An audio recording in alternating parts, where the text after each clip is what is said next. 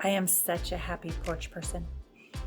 And a happy North Carolina person. The thunderclouds, I can hear them. Ooh, a bird just flew by right there. And the mosquitoes are out, but I discovered that if you turn on the fans, they go away. Perfect. And it also feels pretty good because it's pretty sticky here, but I somehow love the warmth. Much earlier today, I did a PSI session with my extraordinary practitioner, facilitator, and there was this two moments that were quite profound. One, so scared to open my heart and risk letting love in.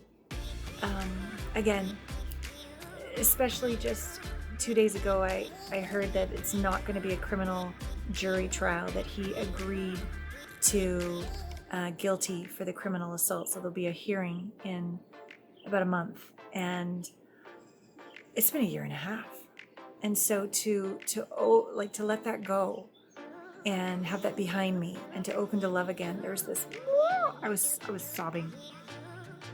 But then there was this other moment where I just had this profound sense of innocent, humble I'm enoughness. And right as that happened, Muffin, my cat, just jumped right up and she just snuggled into my heart and my chest, and her weight against my body. Just like, there's no more trying. There's no need to try. Just be you. Everything's all right. I'm enough. Oh, it just felt so good. And she was so cuddly and purring, and it reverberated through my body. It was so lovely. And I'm reminded of the podcast you're about to watch, where Gabrielle was saying, this relationship, there was something missing. What was missing was the trauma. And what was missing was that deeper level of home with herself. Who she was missing was actually herself. And so she is an extraordinary woman. This interview is phenomenal. And yes, this coming home to ourselves, however you get there, is key. Enjoy. Welcome to Intimate Conversations, Soul Medicine. Intimacy is an inside job.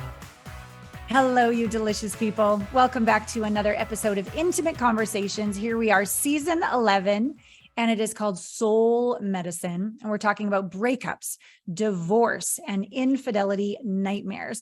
And I have a gorgeous mama-to-be, the amazing Gabrielle Stone. She is no stranger to the world of entertainment. We're going to also talk mama stuff, probably, because she's bursting at the seams. And she grew up, though, let me tell you, on set with her legendary Scream Queen mama, speaking of mamas. And she had days of licking off mummy's fake blood and watching behind the scenes movie magic, her mom, Dee Wallace. And seeing the world with her mom and dad gave her this travel bug at an early age. But then she experienced real life horror when she lost her dad suddenly at age 7. And then after many years of being in the industry herself, she transitioned from meaty acting roles to writing and directing.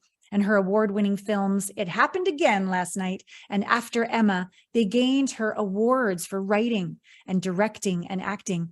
But she had a bigger role in life that would soon present itself. Frickin' badass. And after the rug was vigorously pulled out from under her when her husband's affair, ouch, came to light, she found herself falling into the arms of another man. And after a second failed attempt at love, just like me, 2 divorces, custody battle, criminal assault, a lot of fun things over in this world.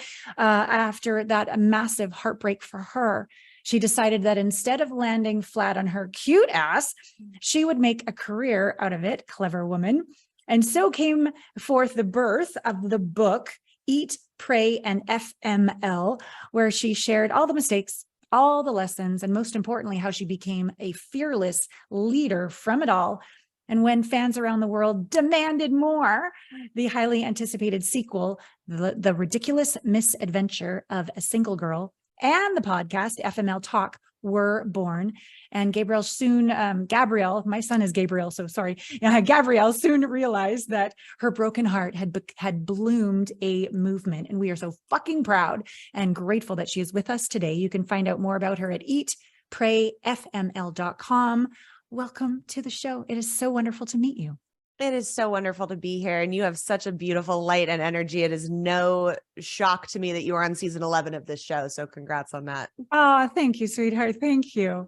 Well, let's just start like girl to girl, and then we'll get into fucking breakups and crazy men and all the rest of it. How does it feel to have a little one kick your ribs and grow in your body? And like, how do you feel like right now, right today? It's wild. At first it was the most like alien, strange feeling I had ever experienced. And now it's something that is awesome and I love. Yeah. But motherhood is like a whole new chapter for me. This is like something that I always was like, I want to get my career going first. And like, I wanted to try and plan it. And you know, when kids come into the world, they quickly teach you that like none of your plans mean shit and you're just flying by the seat of your pants. So learning how to let go of the control is the number one lesson for me. Wow. I get it. What are your feelings around the actual birth process? Have you been doing like meditation, hypnobirthing, or like, what have you been doing to set yourself up for this experience? I normally am like such a control freak and like want to know everything, but this pregnancy, the thought of doing like extensive research and prepping is like very overwhelming. I've read like 2 books. I've, most of my information has come from TikTok, unfortunately. And it's just been, I've just kind of released it and keep reminding myself that women do this every day and that our bodies are meant to do this, and really just like allowing myself to like not over prepare. And that's kind of what we're going with, but like mildly terrified. I've always been like, that's a very large thing to come out of a very small hole. Never sounded fun to me, but here we are. And I'm hoping that everything will just be fine and easy and wonderful. Oh, that's great, honey. That's great. I think we can overthink things and then we're in our head when we're supposed to be in our body, mommy and baby are one, being present to what your body needs. Like for me, I was eating In-N-Out burger, talking with my friends, and I'm like, ooh, that last one was a little intense. And then I was lucky, 5 pushes later, the way I wanted to push. I'm manifesting that for myself. No drugs, no ripping, In-N-Out burger, 5 pushes, but I was on my side. And I encourage you to trust yourself, because they're all like, lay on your back. I'm like, no, I don't want to. Yeah. But the cord was around his neck, and my intuition knew that doing it on my side would allow him to have a healthy delivery. So fucking trust yourself. And I love that you're not trying to figure out too much and just go with your truth, your flow. Yeah. I'm flying by the seat of my pants at this point. So we'll see how it goes. Good for you. Just shave your legs. He came 2.5 weeks early. My legs were hairy as hell. I love it. Yeah, do that. So let's get into how this incredible life of yours has unfolded. First, I'm so sorry that you lost your dad so young. How did you, that you were so young, when did you start to really realize the impact that made as you became a woman and married and dated and all of these kind of things? Because it's a big deal. It is. And that's such a good question, because I don't think we realize from such a young age how it's going to impact us and like manifest in the rest of our lives. And that experience was my first real subconscious belief that ended up staying with me throughout my entire life, and really like was running a lot of the decisions I was making unbeknownst to me. So it was pretty traumatic how it happened. I walked in and found him on the floor. Oh, dear. I was so young, I had thought he passed out. So I ran to get my nanny. My mom was in New Zealand shooting a film across the world. Wow. And I said, Kristen, daddy passed out. And she, of course, like ran in to get him. Paramedics came, obviously, like he was already gone at that point. But that was my first experience of the belief, when I love someone, they die. And really like that, what that manifests is into is fear of abandonment.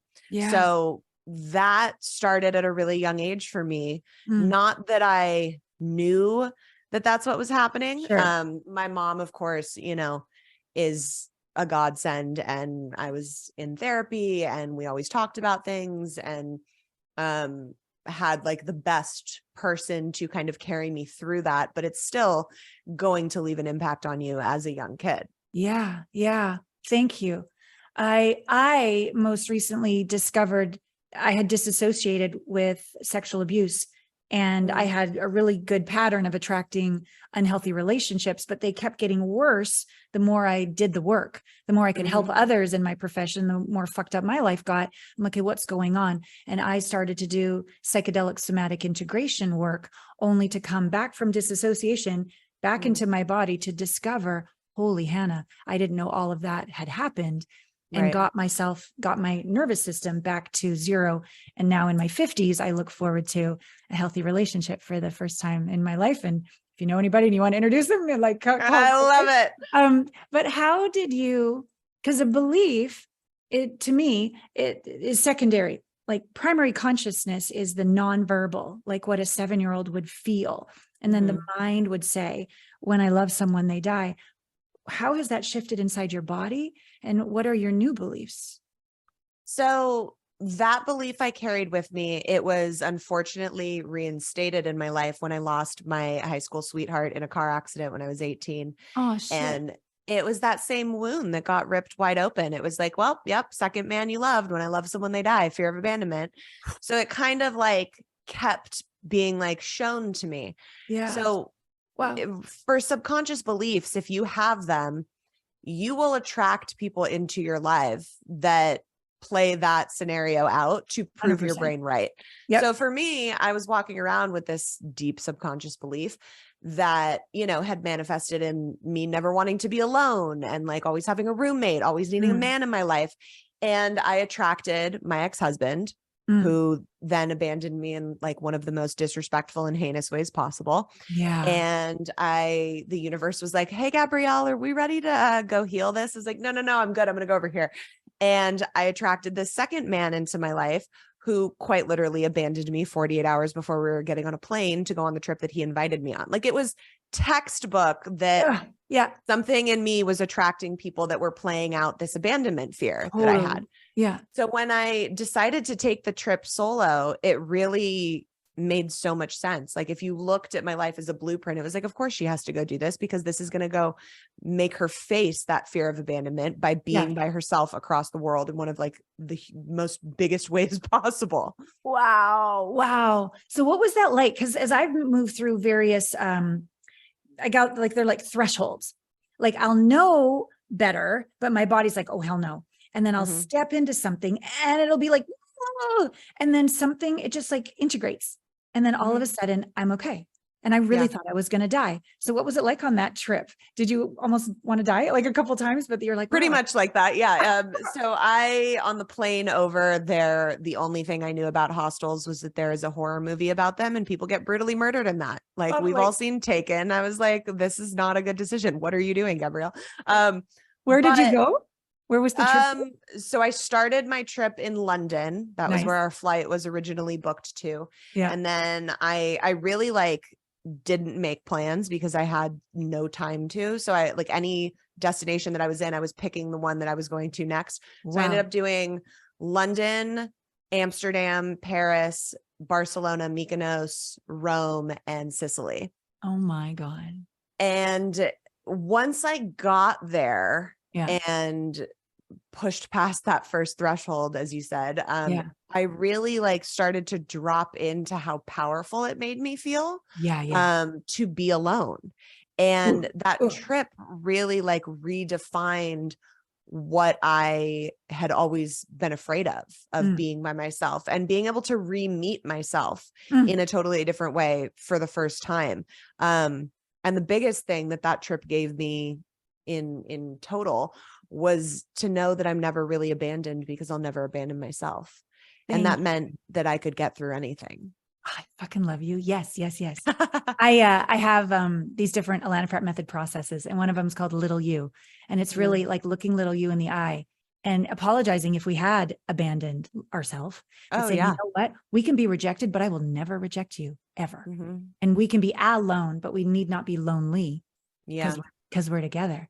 How does that feel? How did that feel? And how does that feel in your body? Because to me, it quiets the mind when we can feel in our, in our hips, in our juicy pussy, in our heart, right? In the swing of our hips, I will never reject myself. I'm never alone. What's that been like for you? It really, for me, felt like there had been this kind of like casing around my heart, that then started to like get slowly chipped away, which then in turn made me feel like a weight had been lifted off. Yeah. Beautiful. Tell us about your relationship now in terms of your ability to live with a heart splayed wide open and bring life into this world. I can't say that it was like that I came back from Europe and it was just like, great, cool. Let's like jump into a relationship and then we're all healed and good and fine. When I released Eat, Pray, FML, my readers, and I say this lovingly, were berating me about like, but what happened after Europe? Like, we need to know what the rest of your journey is. And I was still living that. So I was like, guys, I can't just write a book about it. I'm still figuring out what that even is and what that means. Yeah. And the current relationship that I'm in now, my husband, our relationship is written about in the sequel, The Ridiculous Misadventures of a Single Girl. And it was not a smooth, easy journey to get to where we are now. We both feel that we had to go through everything we went through, or we wouldn't be together, or we wouldn't be as strong as we are now. But I'm a big believer in keeping your heart open at like all costs. If I ever had a time that I should have shut down my heart and packed up shop and been like, everybody can just fuck off, I'm done, would have been after the affair with my first husband happened. And if I would have done that, I would have never met the man after, would not have fallen in love, would not have gotten my heart broken, would not have gone on this trip, healed myself, changed careers, and like wouldn't be sitting here talking about it right now. And I would do it all 10 times over to end up where I'm at now. So I always say, keep your heart open. You're either going to be wildly happy and fall in love, or you're going to get your heart broken, but it's going to change you as a person, as an individual. And it's going to make you into someone who's going to attract that perfect relationship. And either of those options are well worth it. Oh, I so adore you. You're so right. To me, the strongest place is when our heart is all the way open. It's also very intense, right? Because you can feel everything, but it's so strong. Like I never knew I was this strong. I never knew that there was, I don't know what your beliefs are about God, the divine, the universe, but like, I didn't know there was this thing that could hold me, guide me, or an intuition, all these internal potencies. I just was like spinning here, trying to look good, be safe, and do it right. And so, and I love also that you're so honest about all relationships to me are meant to come together to, like a lead into a diamond is through pressure. So we're meant to bump up against our blind spots. And how can we know single what's in there? You can feel super empowered single, but then you get into a relationship. And I don't know about you, but I'm just like, I thought I fucking handled that. But there it is. There it is again. I thought I fixed this years ago. I totally resonate with that. I very much so believe that relationships are mirrors. So whenever you are attracting someone into your life, they're going to mirror something to you that either needs to be fixed, healed, that, you could grow from, that you should be working on. Like you can look at all of my relationships in my past and be like, okay, that came in for this reason. This came in for this reason. And, there's that toxic positivity of like, everything happens for a reason, but everything really does happen for a reason. Like I can look at the deaths in my life and like the traumas and the really horrible shit and still reflect on them and be like, I can see why all of those happened in my life to me. Whether it's the person that I became or what I learned or how I grew or, what it taught me in some capacity. Like do I wish the people that died were still here? Of course. But do I see why that impacted me in such a way and why that really changed the course of my life? 100%. I love this. I so agree. What initially, or maybe still, highly annoys you about your husband, but it's actually such a gift for your evolution? Oh my God, what a good question. We as a couple are really annoying because we're like pretty good 95% of the time. Like I don't have that much to complain about. If I had to pick one thing, that annoys me about him. He is such a kind-hearted person that sometimes he people pleases to his detriment.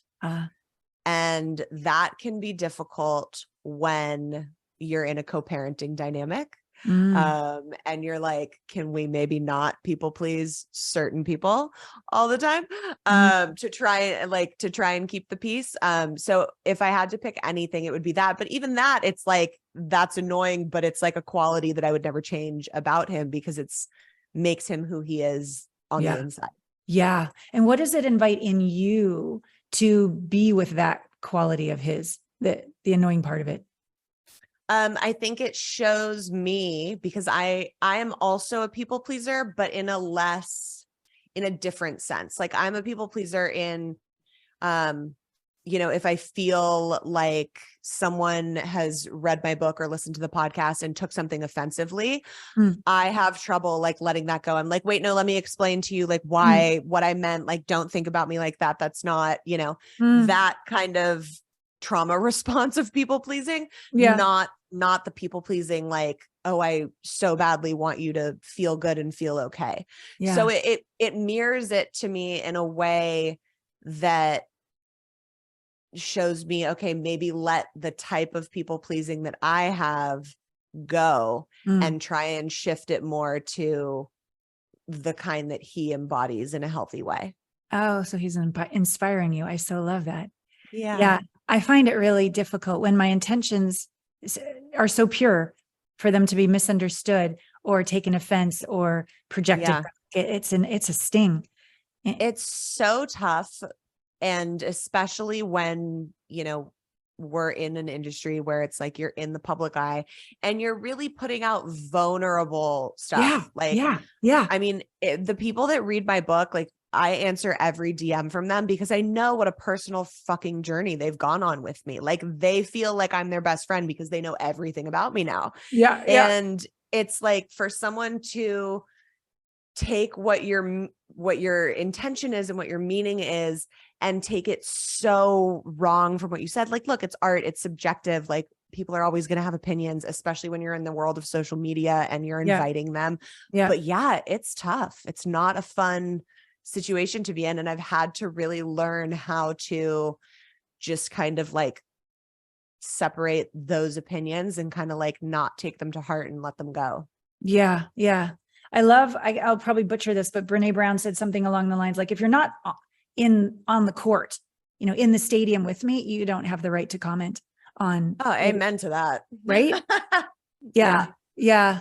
And for me, I remember when I first got started, again, PhD in people pleasing over here. And I got this long email, like we're talking paragraphs. It was called like the devil black widow. Like it's like, and I, of course I read every word. I should have just deleted it.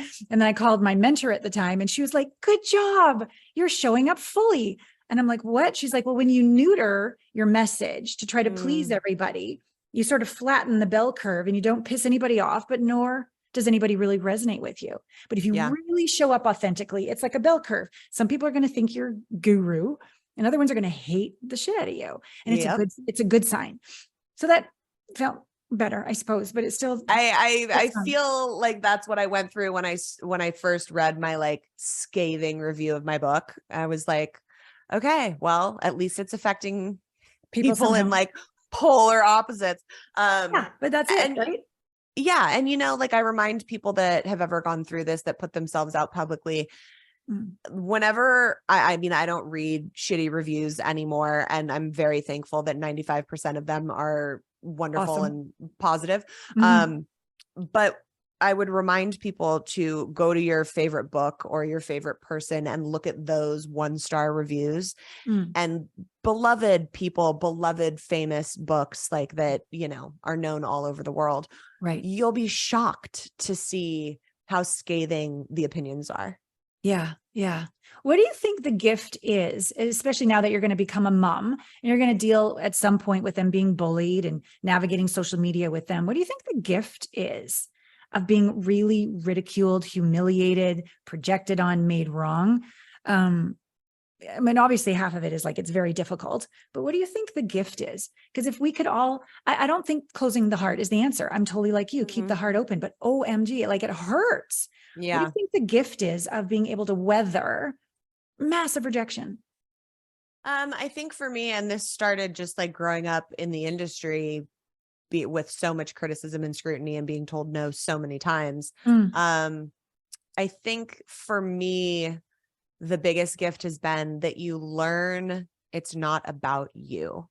So when people have like these wild opinions about you and come at you in such a bullying type of way, Yeah. it's because something you're portraying or putting out there is triggering something that's unhealed in them. Like it has nothing to do with you. Like for example, there's so many people on this planet that walk around hating the Kardashians. Like if you bring them up, it's like the worst people on the planet. Why? Because they've monetized everything in their life and they're all successful business people.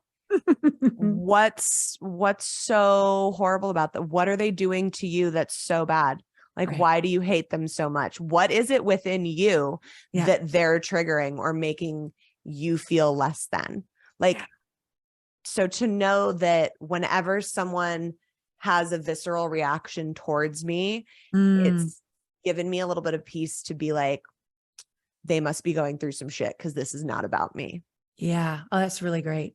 Have you ever done your human design? I have not. Okay. So in mine, there's many ways they define who you are. And I think that it's all kind of cool shit. But one is called the obscurer. Like I can go into any situation. I see like the good and the bad, or I see the light and the shadow. And so I piss people off a lot. I don't even try to. I'm just like, hey, there's an elephant in the living room. What does anybody, what's up with a elephant in the living room? And they're like, we don't talk about that. We don't. And so I tend to, so now I'm like used to it. Like I can't, it's very innocent, but I find a lot of people are not comfortable talking about the tough stuff. And that's my whole career. I love talking about the shadows, the tough stuff, because I don't want to give my power away to anything or anyone ever again, because I did that very well for several decades. So it's just part of part of how it goes.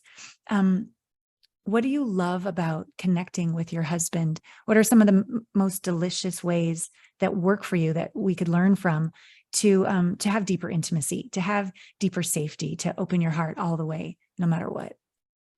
We come from an oddly similar trauma background. So as I mentioned earlier in the episode, I walked in and found my dad dead on the floor from a heart attack when I was 7. He found his mother when he was 14.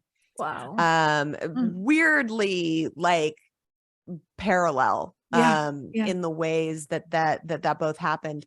So I think when we came together, we immediately recognized that it was different and like a soul journey that we were about to embark on together. We waited a while to cross that line of being physical. I was also just coming back from Europe and was like not fucking healed and was like a walking red flag at that point in my life. But I think one of the things that we make it a point to do is really communicate. And that sounds so stupid and so simple, but so often people will be in relationships and they're like, well, why isn't my partner doing this? And why isn't my partner showing up like this for me? And it's like, well, have you told them to? Have you said like, this is what I want? Or when you don't, it makes me feel this way, and like given them the opportunity to change it. Like I'm very straightforward and very communicative with like, these are things that I want. These are things that I need. These are boundaries that I have. And in turn, like if you have any, please tell me and let me know so I can like do my part in the relationship as well.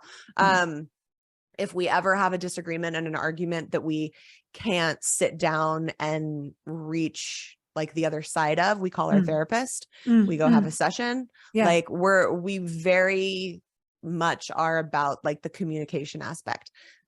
Other than that, the biggest thing that has deepened our connection and our intimacy has been having fun together. Like really laughing and like being stupid and silly. And that doesn't have to be necessarily doing anything. Like some of like our favorite memories and moments are like sitting on the couch watching Netflix and like having a conversation and like hysterically laughing. Like anything that's going to help us have fun together is really what I think deepens our bond the most. I love this. Is there a way he makes you feel like the most beautiful? What does he do that makes you just feel like sexy or hot or beautiful or especially now? I feel like I get annoying when I talk about my husband because the people that read the sequel, you know, I made a joke about this in our vows when we got married. I was like, I'm so sorry you can never fuck up because you are now like the pedestal man that people like. I get DMs from my readers and they're like, well, I'm not settling until I find my Tay. And I'm like, well, so I feel like annoying when I talk about him because it's just like, he's a very rare breed. Like, I have a few friends that are pregnant right now and they're like, we're not really having sex. They feel like it's weird. Like either they're going to hurt the baby or my body's changed and da, da, da, da, da. Yeah. We have had more sex in the past like 7 months than I have in like my entire life. I love it. I love it. And every time I'm changing and feeling like a fat whale, you know, that's about to pop, he's like, God, you're so sexy. But like he is just in for whatever reason. And I always used to say when we were dating, like if I could ever just see myself through his eyes, like life would be fucking peachy. Cause he's just genuinely obsessed with me. And in like the most loving way, like I got so lucky to find someone who like sees my soul and like just wants to be around me for that reason.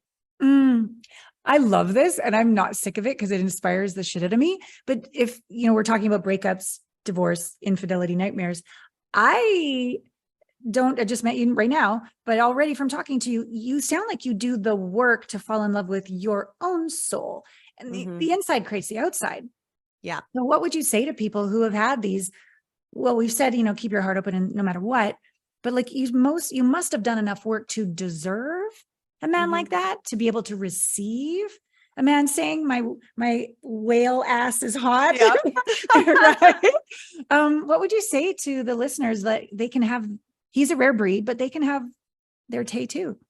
Yeah. He's a rare breed, but they exist. You just have to do the work on yourself in order to be able to attract those people. And I will say, like, as people will read in the sequel, I held him at bay for quite a while. There was a lot of back and forth. I was like, there's something missing here. This can't be it. I don't understand. And it's because I had become so accustomed to the toxicity of my marriage, of the relationship that I had after, that it was missing that toxic element, which I now associated love with. And I was like, well, this can't why am I not like obsessing and where's the highs and the lows? And like, this feels too safe and too healthy and too boring to be what it's supposed to be. Yeah. Go there. So I had a lot of shit that I had to work through around that. Whoa. Okay. Cause the addictive high to survive your abuser, it would be to the ego very boring to have somebody healthy. How did you move through from, how do you define boring now? Like, it's obviously he's not boring, but it felt it in the beginning. How did we love boring. Boring is what you want. Start searching for boring. No, I think there's healthy. There's a difference between what people would originally associate with the word boring into like a healthy, happy boring, which is what I love and cherish so much now. But I think the biggest thing that I had to learn was I kept saying with him, like, it feels like there's something missing. Yeah. And I thought it was something on his end or something in the relationship that just wasn't working. When I took my second solo trip and really dug in and did the work on myself and tried to figure out what the fuck I was missing, it was me. I always needed someone else to complete me. Wow. And no one's ever going to be able to do that until you feel whole on your own. Then someone can add to your life and your existence and it can be amazing. But if you're looking for someone to complete you in that way, there's always going to be something missing because you're not whole. Yeah. How did you, Muffin's here saying hi. She's like, hi, Muffin. Who are you talking to? What part of you were you missing? Oh, what a good question. I really think that it was the part of me that broke when I was 7, when I found my dad, and that kept breaking, you know, even as like a little girl, when I started having boyfriends and stuff, like I was always trying to patch that hole that had been left. Yeah.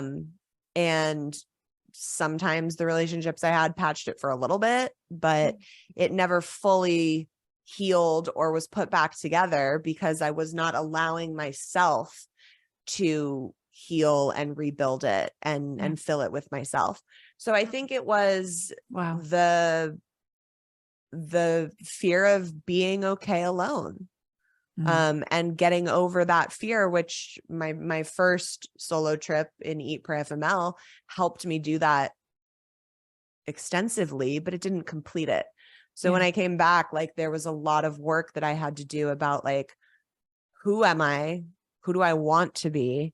Yeah. And like shedding this old version of me that I didn't really know anymore, and rediscovering what that new version was, and like making sure she was fully put together before I added anyone else to the equation. Yeah. I can't believe I'm asking you this, and you can just say fuck off if it's too intense. But I've never been drawn to ask this question when we're dealing with this core wound so young and losing someone. But have you, I don't even know how to ask it right, but found the part of you that knows she'll be okay, even if you were ever to lose Tay? Yeah. Oh, I know that's not a weird question at all. I Okay. talk about this all the time Okay, on my good. show. Okay.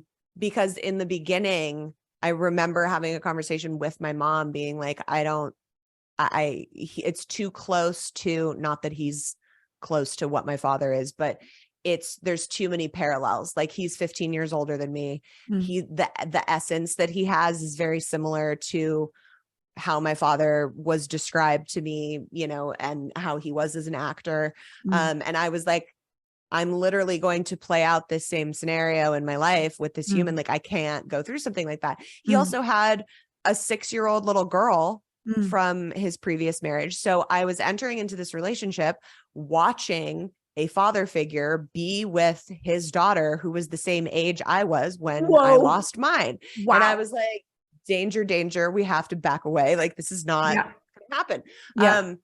And I remember my mom looking at me and like, if I've been to Trauma Town and got the t-shirt, my mom's like the fucking mayor. Like she's gone through so many more deaths than you should ever have to experience in this lifetime, including obviously my dad, which is her husband, love of her life. And she looked at me and she was like, Gabrielle, you could get hit by a bus tomorrow and you're 15 years younger than him. Like you're going to cut off having this incredible relationship and experience with someone because you're afraid someone's going to die. And at the end of the day, you have to be able to remind yourself, look, I've gotten through every fucked up experience that I've gone through thus far. Whether someone dies, whether someone breaks your heart and leaves, like I've gotten through all of that and I'm fine and I'm thriving. So at some point you have to let go of the fear and be like, if it happens, it's going to fucking suck, but like, I'll figure out a way to get through it. Yeah. And in the meantime, what does it feel like to have moved through that fear and let it go? It does creep up every once in a while, and I'm very aware, and I'll tell him and talk about the moments where that happens. But for the most part, like 98% of the time, it's freeing because you're like, I'm not going to live my life in fear of something that I have no actual evidence it's going to happen. Yeah. Thank you for it. We're all human. I don't think anything's ever 100%, but thank you for that honesty. Your child is so lucky that you have done so much work, because it'd be very easy to glob on to that child to fill that hole. Right. Well, thank you. I appreciate that. I'm sure I will still fuck him up in some way. Oh, I'm sure you will too. but I appreciate that. Yeah. I can confirm that he has 2 very cool parents that will always have a house full of like fun and laughter. And It's interesting that, you know, I obviously grew up without my biological father. My mom married my stepdad when I was 9, and he very much so became my dad and still is my dad in many ways. And my husband obviously grew up without his mother, and his aunt, her sister, stepped into that role. So we had those figures in our life, but like, if you ask either of us, like, we grew up with one parent. Like that's kind of how we like defined that life growing up. So it's interesting now to be going into this journey together with our son that's coming and being like, okay, this is our kind of chance to redefine that for both of us. I love that. I love that. My mom died, and then the next weekend was my sister's wedding, and we decided she was on vacation, and I got really drunk and pregnant. And so mine is Gabrielle.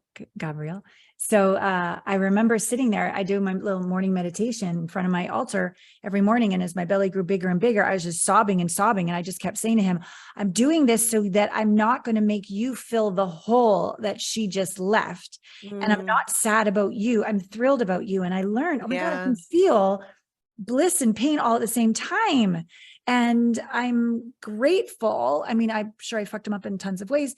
In fact, he hasn't talked to me in 3 years. He lives with his dad, and we'll go into that in your podcast. But, oh God. But I know I did my best. And I know whenever I found a wound, I healed it. And I know I never gave up. And I also believe he chose me. I believe he chose us. I believe he chose them for his journey. So he's not my commodity. He's like, I don't own him. I'm a steward of him. So I don't need to be responsible. Well, as a kid, maybe you're responsible for them till they're an adult, but now I don't need to be responsible for him, to him. Right. But well, so, and I totally believe that children choose their parents. And you know, I don't know how, I'm sure you get pretty woo woo on your show from what I'm gathering. So I feel okay going there. But so the difference in my healing journey was when I lost my dad. It was like daddy left, like he chose to leave, and like there was anger there, even though, you know, you can consciously be like, well, it wasn't his choice to die, it's still like the feeling and the resentment is there regardless. Now as an adult, knowing what I know and like my spiritual beliefs, I look at it and I'm like, oh no, I chose that. Like this was, I mean, you can look at my life as a fucking blueprint and be like, lost the dad, lost the boyfriend, attracted the asshole ex-husband, like sent her on the trip, wrote the book. Okay. Like it's very like, I know how I got here, and I'm so thankful that I went through it all to get here. I have done some past life regressions and some deep healing work where my therapist and I kind of discovered that Tay, my current husband, and my dad had a soul contract like before everybody came down, and was like, okay, I will be here until she's 7. You got to come in on the other side and like take the ball. Yeah. Okay. I have so many shivers. My calves are shivering. Like, total, complete truth. Yeah. How does that feel to you to know that? It's comforting. Like it doesn't feel weird. It doesn't feel woo woo. It's like, yeah, that makes sense. Bookend. You know, I just had to like kind of go through all the shit and kiss all the frogs in between and find out like who the fuck I was before I got to the person that was like the other great end. Yeah. And thank God, anger. You said you were angry that he left in the body, maybe not the mind, but the body. I believe when your heart is splayed wide open, anger is fierce love. And that you've had such drive to create such a difference on this planet. So thank you for allowing that drive to keep you going and serve humanity and create a movement. Thank you. Yeah. So I want everyone to go to eatprayfml.com. I want everyone to go to Amazon and buy the 2 books if you haven't already. How would you, so Eat, Pray, FML, first book, second book, The Ridiculous Misadventures of a Single Girl. How would you like to complete this delicious conversation? And I kind of want to ask your baby, your body, your boobs, like the whole embodiment of Gabrielle, like all of you in your glory. How would you like to complete this conversation? I love that. This has been so wonderful. And you are so wonderful. I knew at the top of the show, I was like, oh, love her energy. This is going to be great. Oh, thank you. Which was so nice because my pregnant self sat down to do this and was like, fuck, why did I schedule so much shit today? And it's been wonderful. So thank you for that. I would like to end by saying, if you're going through any infidelity or heartbreak or divorce or just grief, because heartbreak and grief are universal and they're one in the same family. Yeah. I can promise you that no matter how dark it seems right now, there is a light at the end of the tunnel. You just have to put one foot in front of the other and keep going and make the decision to move forward. I promise you the other side is fucking magical. You just have to keep going. Oh, thank you. More shivers. And so it is 100% true. Fist pump, sister. Thank you. Yes. All right. All of you, at the end of every podcast, I always invite you to follow our guest for sure, buy Gabrielle's books. But I want you also just to take a moment when this shuts off, sit and feel, because something came up, something got triggered, something got inspired. And if this conversation could just inspire you and then you go back to your life, I guess that's okay. But I'd rather you take an action. I'd rather you take one action, because every day, if you take one action, the trajectory of your entire existence will change. So allow Gabrielle's beautiful story to make you take one action, and the rest of your life will be different because of it. Thank you for being with us. I love the shit out of you. Until next week, all my love. See you next week on Intimate Conversations. Get out there and make love to life. I was sitting on the balcony this morning doing my morning ritual meditation, and I got a text from one of my Allana Pratt method coaches, who's also a coaching client, and shit was getting real. And she was requesting the earliest session with me this week. And I watched myself. I'm doing so much better putting everybody else first, me second. I'm doing so much better at self-firstness, be in wholeness, and then from wholeness choose, from wholeness give. And so I said, okay, so if I give myself another hour of my morning time, do I feel whole? Yes. She is, with the company, with the business, with my world, with my life, such a priority. So choosing, does it feel light to do a session with her today I'm filming this on a Sunday? Yes, it does. Would it be in the highest good of all? Would it be greatest for her ascension to wait a few more days? Heavy. So she was following her intuition to reach out. I was following my truth to take care of myself first. I was checking all the energy and I was there for her. And it was exquisite. And I get why the energy is light. It's light for the other, but it's also light for self. When it's truly light, it's the highest good for all. Because as we went through the session, I got to see a couple things. One, I got to see that the training that I've done learning about trauma through the Psychedelic Somatic Institute, all of this training, I can now see what it looks like when someone disassociates. I can see and I understand the autonomic nervous system and what's going to come next and how to support them and be there for them.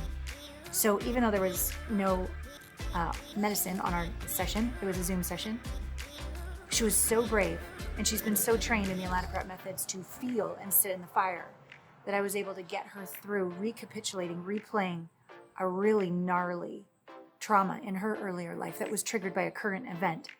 So not only did we resolve the current event, we resolved the trauma all the way back till she was 5 years old. And the queen in her was so calm, so clear, so still, so knowing, so alive in her body. It was beautiful. And the second reason why it was the highest good for all to take this session on a Sunday is that what she was going through really supported me, because I got word that there's not going to be a jury trial for the criminal case, that he is pleading no contest to the criminal assault. There is a list of a bunch of other things that don't work for me. Trying to not get me a protective order, trying to let him keep his guns, all these other things. I will speak to the judge. I will stand up for myself. But supporting her, my client, in standing up for herself, supported me in that place of still certainty in my queen to stand up for myself and to be not the control freak, not the drama of like plead or like create a big production, but just this calm, clear justice will be served because I am the embodiment of justice. Wow. Wow, wow, wow. It reminds me of the podcast with Gabrielle and how I asked her, and I was a little nervous to ask her at the end, but I said, are you afraid that Tay will die like your dad did? And she didn't take offense to it at all. She's like, no, I've been asked that before. And she's done so much of this deep integration work within herself that it would suck, but she's okay. And so to be connecting with women, my client with Gabrielle, and she also is introducing me to her mom, Dee Wallace, to also be on the podcast and IG Live and whatever hopefully Dee says yes to connect with women who are not blamers or victims, but evolving from whatever their life circumstance is to be the highest divine feminine, and also within ourselves, the highest divine masculine within ourselves, so that communion on the inside can be mirrored on the outside, just like Gabrielle has attracted such a divine masculine in Tay. And she's got a little guy coming. So I'm really happy for her. So please get her 2 books. Yeah. Follow her and enjoy re-listening to this podcast if it awakens something inside of you that encourages you to reach out to me and begin doing any of this work where you there's something missing. Remember how Gabrielle was saying there's something missing? Yeah, the drama is missing. Well, how did she create that? She resolved the pain, the drama, the abuse, the trauma on the inside of her. And who was missing all along is always ourselves. Become the one, right? Become the one to find the one, this one, which then allows finding the one on the outside. So I would love the honor and privilege of walking with you on your journey together as your sister, your muse, your fierce warrior of the light, your divine, feminine, mother energy of tenderness. It is the greatest honor and privilege. All right, I love you. You know how to reach me, allanapratt.com/connect. Or if you'd like to look into the VIP where we do PSI work, allanapratt.com/VIP. All right, all my love to you.